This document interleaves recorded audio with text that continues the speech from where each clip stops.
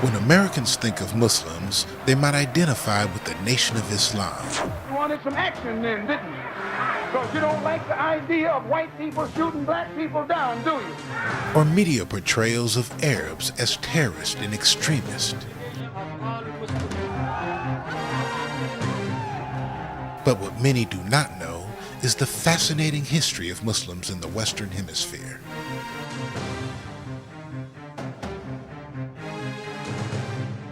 In fact, there were stories of those who came from Africa and practiced their religion long before Christopher Columbus arrived in 1492.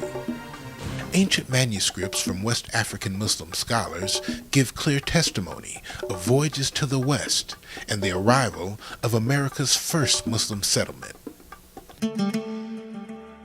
In the time that followed, a chain of events would unfold that would forever change the world's religious landscape.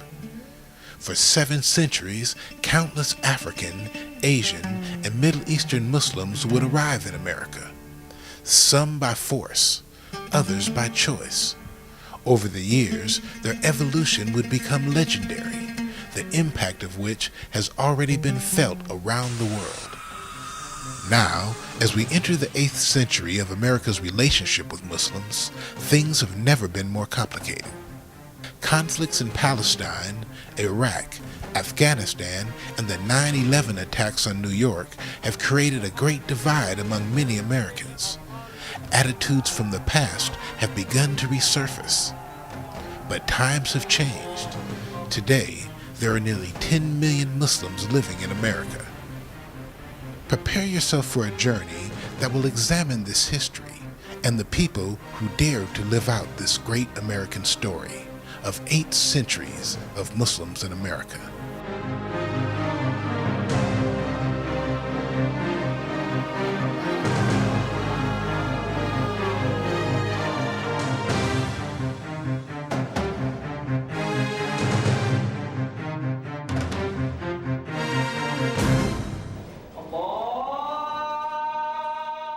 Islam came to Africa during the 7th century, and its initial spread was part of the single most cultural change in the history of the world.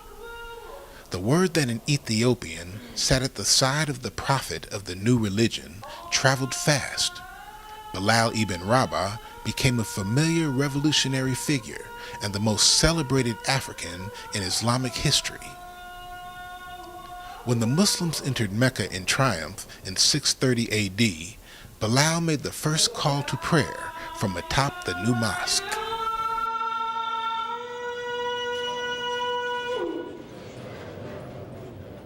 As caravans of Arab merchants crossed the Sahara to trade during the first Islamic centuries, they brought stories of Bilal's devotion to the faith and of other African Muslims who were active in the movement. Centers of commerce paved the way for the new religion and provided the first places of worship as traders began to have prayer areas in the towns.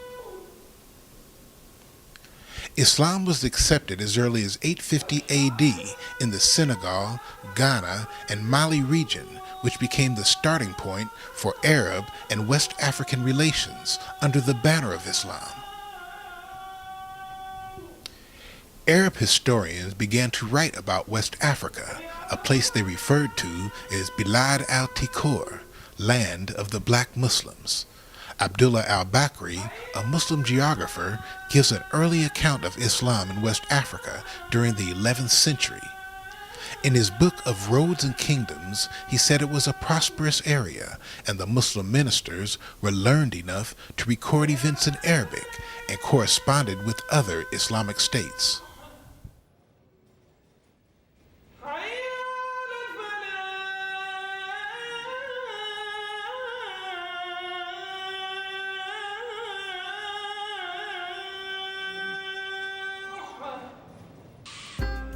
Beyond religion, Islam brought a common language and writing systems that were molded into formal education institutions.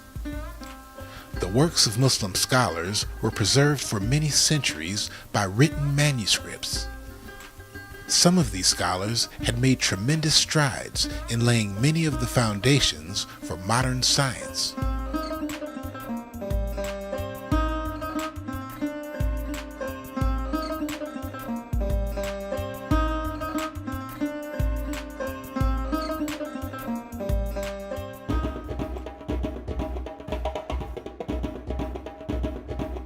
One school that prospered while collecting these manuscripts of knowledge was in the West African city of Timbuktu.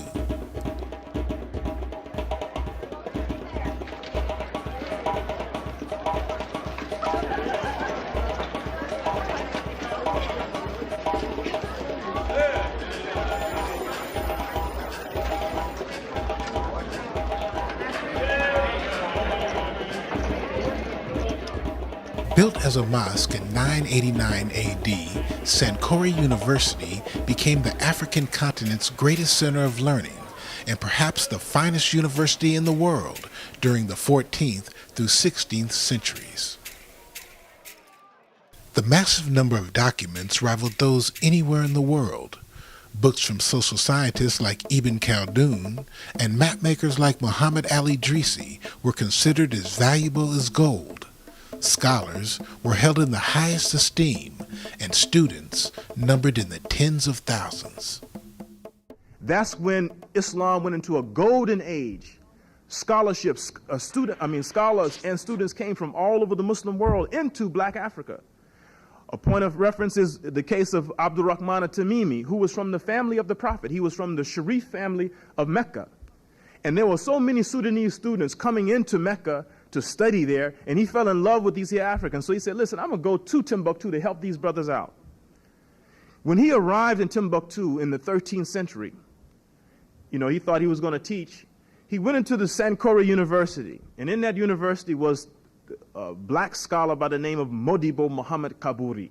When he sat in the scholarship, he saw not only was he not qualified to teach in this university, he was not even qualified as a student. So he left Timbuktu and went back to the Karawane, North Africa, and studied for 12 years, and he came back and became Modibo Muhammad Kaburi's chief student, and he then inherited the deanship of that university after Modibo Muhammad Kaburi.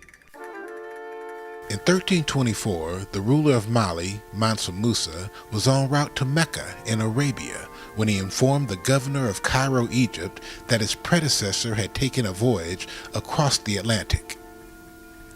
The story was confirmed when Shihab ad-Din al-Umari, a 14th century Egyptian geographer, reported the astonishing story of Abu Bakr II, Mali's voyager king, who set sail in 1310 for the North Equatorial Current, which from the west coast of Africa would lead straight to the Americas. Bakr had heard tales of an ancient African civilization across the Atlantic Ocean. Portuguese Muslims had brought back word of its existence from a voyage some 50 years earlier. They told of giant African heads of stone, whose history would later be traced back 1,500 years before the birth of Jesus. There are elements of sculpture, as you know, in Mexico, which has so-called Negroid features, and we know the sculpture goes back 2,000 years. So obviously that sculpture must have had models long before Christopher Columbus. Malian scribes and griots tell of two separate voyages. During the first, Abu Bakr sent a fleet of ships to explore the new land. They landed in the Gulf of Mexico, then sailed up what they called the Big River, which we assume was the Mississippi. The captain of his fleet returned to Timbuktu with invaluable charts of the voyage and what they had seen. King Abu Bakr soon assembled hundreds of vessels with trade goods and supplies for the new settlements, then set out on the second voyage across the Atlantic. Some settled in Brazil, Honduras, and along the Mexico coast near the Aztec civilization. All the Muslims came to America even before Columbus.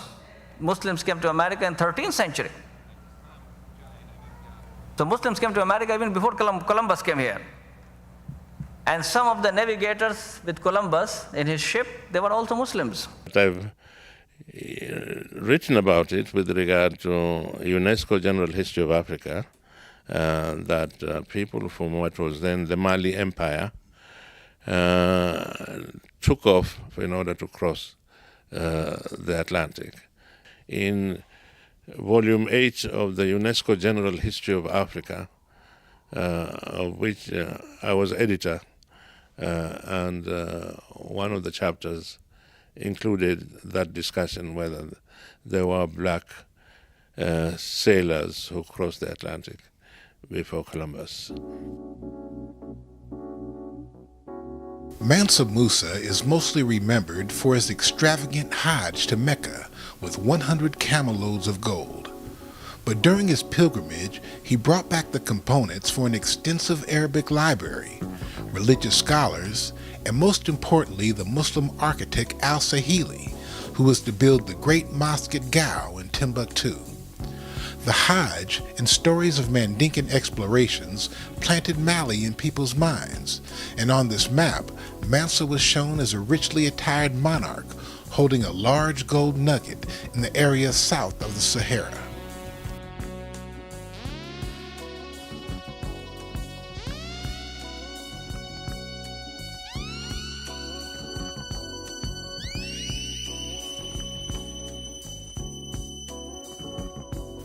With Musa being a strong supporter of education, Sankore University began its collection of manuscripts and navigational charts, which would become vital to the 15th century seamen.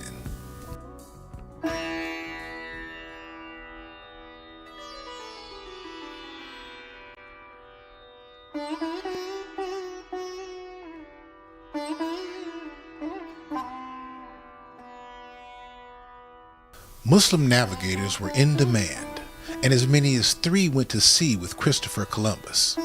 They provided a means of communication and ocean charts for his journey. A renowned American historian, Leo Weiner of Harvard University, wrote that Columbus was well aware of the Mandinka presence in the New World, and that the West African Muslims had spread throughout the Western Hemisphere. Columbus admitted in his papers that while his ship was sailing near Jabara on the northeast coast of Cuba, he saw a mosque on the top of a beautiful mountain. He told his son of a tribe of Muslim natives known as Al-Mami. In Mandinka and Arabic languages, Al-Mami was the designation of Al-Imam, the person who leads the prayer.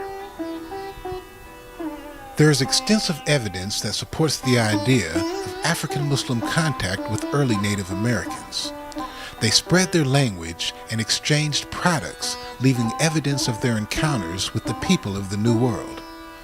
Hernando Cortez, the Spanish explorer, described the dress of the native women of the Aztecs as long-veiled, with the same design and cloth worn by the Moorish women of Granada. He wrote of handkerchiefs, headdresses, and loincloths that resembled the cloth that West African Muslims exported into Morocco, Spain, and Portugal. When Europeans began to immigrate to America, they found African tribes living on the land. Many of them had ties to the Moors, Mandinkans, and the Olmecs.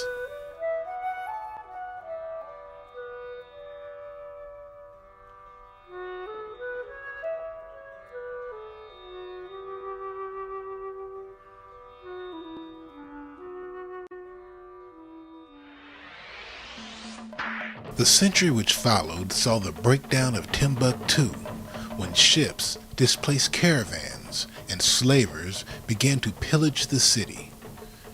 This practice of enslaving educated Muslims grew to gigantic proportions as students and scholars were taken from their mosques and homes by Portuguese and Moroccan slavers. From 1442 to 1700, millions of men, women, and children were kidnapped by European and Arab slavers, with many thought to be practicing Muslims. A striking example of Islamic presence in America during the 17th and 18th century are letters and documents which were written by Africans who were literate in Arabic. There are many stories of Muslims in early America, such as Yaro Mahmoud, who came from West Africa in the mid-1700s as a slave and died a free practicing Muslim at 128 years old. But for the most part, Islamic influences had a hard time surviving the slavery period. Africans that were brought to America were prohibited from speaking their native languages, which included Arabic. This had the effect of eliminating a common thread of communication shared by many of the slaves. The slaves who were brought to America, most of them, 2/3 of them were Muslims. And they were even exchanging letters between them in Arabic. We call that Ajami. Ajami is using the Arabic letters to write letters. So that was in existence in Africa before the slavery. The United States of America's shaky relationship with Muslims began during the very first days of the nation. American conflicts with Muslim states in North Africa provided the U.S. Marine Corps a theme song. The line from the halls of Montezuma to the shores of Tripoli was in response to events surrounding a war at the start of the 19th century in Africa. Although the country was at war with Muslims abroad, the seed of Islam had been planted at home.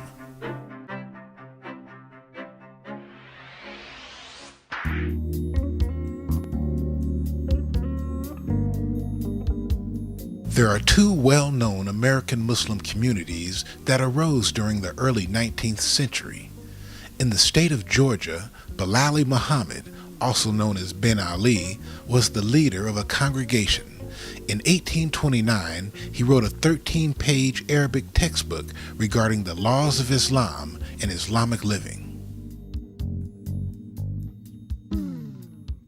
From 1816 to 1840, Salih Bilali was the trusted head slave manager of more than 450 Africans, many of them Muslims. It was reported by his owner's son that while Salih was on his deathbed, his last words were, "Allah is God and Muhammad is his prophet." Unlike other African Muslims, both were able to practice their faith freely.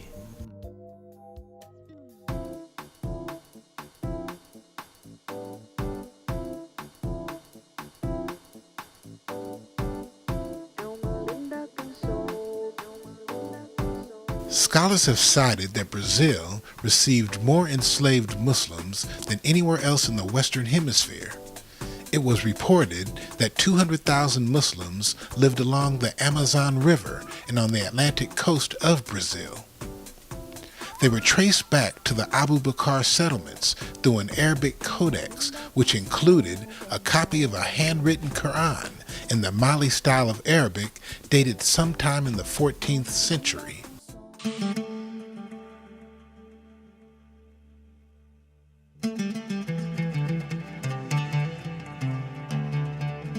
During this time, the search for a better life brought a more serious Muslim to America. This marked the return of Quranic terms and practices that would re-energize the growth of Islam in the West. I always tell the story of a Lebanese in 1900 who went to Beirut Harbor and wanted to board a ship bound for New York. When he asked the captain of the ship, "Do they have mosques in America?" the captain said no. He jumped off the boat. I always say that if this Lebanese knew that in less than 90 years, the lifetime of his children, there will be at least 1,500 masajids and Islamic centers in America, he would have come. If that Lebanese was given a vision by Allah subhanahu wa ta'ala that an American president will come to his neighborhood in Jordan and will be on television in Lebanon and Syria and all those areas there, telling them that in America, in my country, he's a Christian president, in my country, people say the azan 5 times a day. If that Lebanese was given a vision by Allah 90 years ago, he would have come. He didn't come. But other Lebanese came. During the early 1900s, the first wave of Muslim immigrants came to America. A substantial number found themselves in a strange society with very few links to the Islamic world. Some continued their practice of the religion, while others fit into the American melting pot, but all were conscious of their heritage. In 1904, my grandfather and grandmother left their native home in Jerusalem and came to Boston, to America. And in doing so, They, in fact, expanded my heritage. Till that point, if they had not made that migration, I would have been an Arab. But now, because they came here and because my father was born in Boston, I am an Arab American. I just ask you to think about how amazing it is that a president of the United States could have had an Arab American as a chief of staff. Bismillahirrahmanirrahim. As the language of the Quran was reintroduced to America, it seemed to motivate the return of Islamic thought. Albanian Muslims opened a mosque in Maine and later in Connecticut. In 1929, Muslim farmers had a place of worship at Ross, North Dakota. But what is considered to be the first building in North America to be designed exclusively as a mosque was constructed at Cedar Rapids Falls in Iowa. Built in 1934 by Lebanese immigrants, this community was very tightly knit. Going overseas to marry was common. Arabic was widely used. The financial base was strong, and only a few drifted from the religion.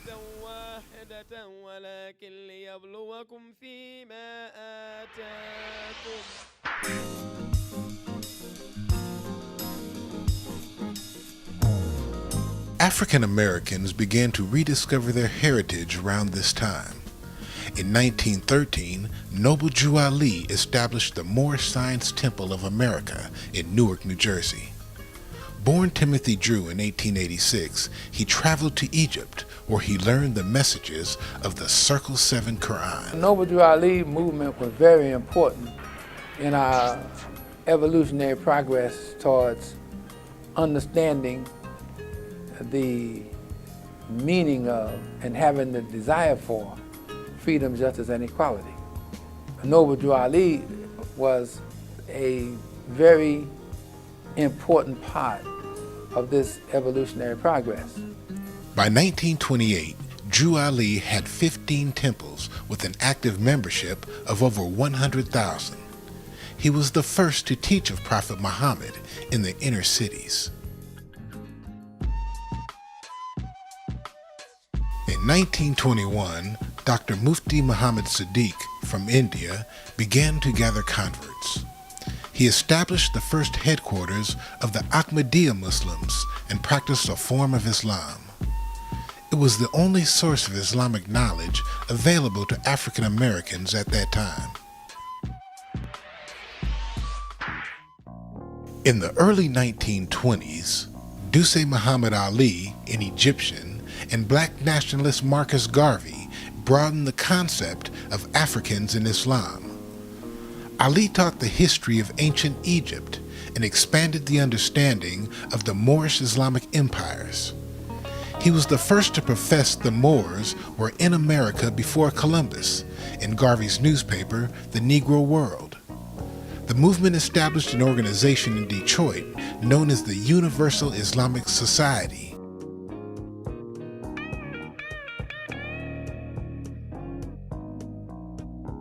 In the 1930s, a basic concept of Islam began to find a receptive audience in America's urban centers.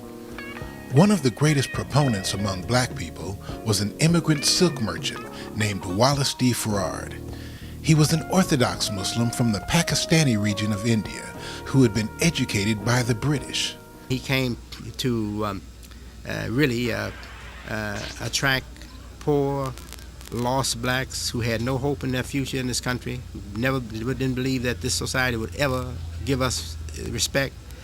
He came and he attracted them to join him so they can have their separate world, their separate nation. Farrard introduced his new converts to Muslim prayer and proclaimed that the only way African Americans could get out of their condition was to submit to the will of Allah.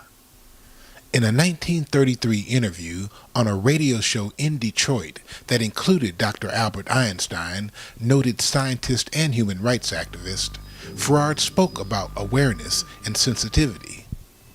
For years now, people who have attended my lectures have been asking me questions about my theory of religion, truth, Islam, Allah, etc., etc. But you see, Mr. Einstein, 95% of the population have made religion and truth something permanent. And is religion and truth permanent? If it is, then it is continuous. And what is continuous is not truth. That is the beauty of truth. It must be discovered from moment to moment. Farad had built a strong argument highlighting American Christians' difficulties combating the effects of slavery and racism. His plan was to attract the most illiterate of them, but to teach them to become educated, to teach them, give them a sense of greatness, divine greatness, so that in time their children will become better educated, and they would then look for help from sources that respected their intellects. And the only material he left back with us that respects our intellect, as it should be respected, is the Holy Book Quran, that he showed great respect for the Holy Book. The only picture they have of him is a picture of him looking piously at the Holy Book like this. In 1931, a woman in Detroit named Clara Poole heard Farad speak. When she introduced him to her husband Elijah, together they would form an organization that would change the face of America forever. Master Farad Muhammad gave him 104 books to study. And Elijah Muhammad said to me, the best of those books was the Holy Quran. And the other 103 all contained aspects of the life of Prophet Muhammad. When Farad disappeared in 1934, the Honorable Elijah Muhammad assumed leadership. The Honorable Elijah Muhammad was a very wise man, and though his teacher conceived the Nation of Islam, even the school, the University of Islam, all of that language, all of that was conceived by Farad Muhammad. But the emphasis on economics was just a hint in the teachings of Farad. The establishment of education was, I would say, a hint in the teachings of Farad, though he had, though he insisted that the members learn to read and write, and their minds be excited, the intellect be excited for education or for higher knowledge. The Honorable Elijah Muhammad was the one who established the Nation of Islam. He took it from little pamphlets and ideas and vagaries, and he had the courage to go out there and try it, and he established business and all that. Discover today's American Muslim on the Muslim News Magazine television network. This revolutionary new channel offers award-winning films like 8 Centuries of Muslims in America, and documentaries like A Legacy of Education, the history of Clara Muhammad schools. Experience the culture and history of Muslims in America like never before. Muslim News Magazine is available on demand 24 hours a day. Catch exclusive content and original series like Raising Islam in America, available only on M&M TV. See amazing shows free on demand 24 hours a day. M&M is the #1 Islamic channel for today's Muslim American. Subscribe to the Muslim News Magazine television network now.